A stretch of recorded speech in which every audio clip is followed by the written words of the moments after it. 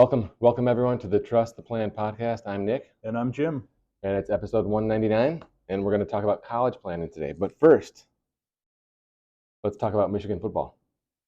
A lot of good stuff to talk about. I know our followers love when we go. They're like, stay in your lane. I'm like, nope.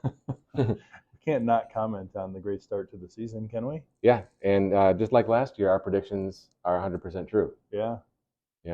And I think if the defense wasn't so good, JJ might be a real Heisman candidate. Yeah, it's funny to think about it like that, isn't it? But one of our strengths is actually hurting him a little bit in his chances. But that's Exactly. Right. As long as we keep winning, we'll take it. Yeah. So I want to talk about college funding in my own personal life, okay? Because like a lot of people, we contributed to the Michigan Education Trust, setwithmet.com. And for me, it goes back like 35 years because when my grandfather passed away, my dad took some of his inheritance and bought Met for my brother and I. And so growing up, my dad would say to us constantly, you can go anywhere you want to go to college as long as it's in the state of Michigan. And so, that was just how we were growing up, thinking about the Met. Yeah, actually, I have a similar story, not with me, but with my wife. Her college was paid for by the Met as well. Nice. She did the. Actually, that was the investment vehicle to pay for college. Yeah, which was basically, it's not to be confused with the 529, right? The Met is the prepaid college tuition, essentially, is what you're doing. Yeah, exactly right. And so I think back in 1985, when the program rolled out, it was excellent. Okay, but I'm not so happy about it today. I don't feel so warm and fuzzy about it anymore. So just like my dad, right, I wanted to pay for my kids' college. And so when our first two boys were born, first thing I did was buy some MET. It's setwithmet.com. And the program became less appealing, but I still felt good about it at that time. So the example I want to go through right now is for my second son. Okay. So he was born in 2009, late, and by early 2011, I was ready to roll with this, with buying the Met program. So I bought 1 year of Met, and I paid $14,800 for the prepaid tuition. I did a lump sum, wrote a check for it. I think I put it on my home equity line, actually. So I took a loan to prepay college.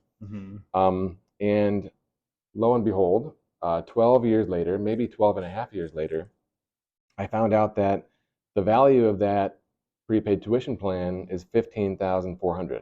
These are exact numbers. Okay, $14,800 has grown over 12 plus years to $15,400. Wow. Here's your quick math. Okay, 5% return over 12 years. Yeah, that's not annual. That's your return after 12 years. That's pretty tough. The annual compound is like 0.3. Yeah. Okay. Yeah. So would have been better off holding it in a money market all these years. Would have been better off just owning treasuries all these years. Okay. So to really make myself feel some pain, I looked up the S&P on the day that we purchased the Met, and I figured out that if we would have just used the other state of Michigan 529 plan, the MESP, the 14,800 would have grown to 44,000 over that same time period. And that even includes last year's bear market. Yeah. Wow. So it's 3x, right? 15,000 to 44,000. It's like 3x difference, 5% versus, 300% or whatever it is. Right. So I think that if you're thinking about college funding, you should really consider this anecdotal evidence, right? But also looking forward, there's more information to help us figure it out, and that is that interest rates have changed a lot. Back in 2011, rates were low, and now rates are higher.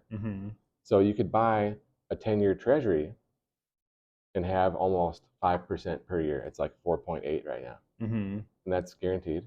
Right. Right. It's a much easier way to go. Yeah. You don't need Met to administer your guaranteed return. You can just buy treasury. You could buy a bond fund in your MESP and be conservative about it, Mm-hmm. or you can take some risk, especially for younger children. Take some risk. This is the payoff. Now, mind you, we put all the other money for our kids' college into the investment 529 The aspect. 529, yeah. Okay, so there's lots of choices out there when it comes to college funding. MET, 529s, joint brokerage account, double E bonds, and I think most of the other options for most people could be a better option. Yeah, I would agree, especially in light of some of the law changes too around 529s. You know, now we're gaining some flexibility into what can be done with that money if it's not used for college, right? Potentially rolling some of that money into Roth IRAs and things for the kids, which is pretty powerful. I'd love to be able to take some of that 529 money and turn that into Roth money for my kids, so now it's tax free forever. I love that. And liquidity, right? Like, Mm-hmm. how do I get this money out of MET, right? How many Yeah. forms am I going to have to fill out? Yeah. Maybe we should ask Dave Ramsey how to get the money out, right? Inside joke from another episode.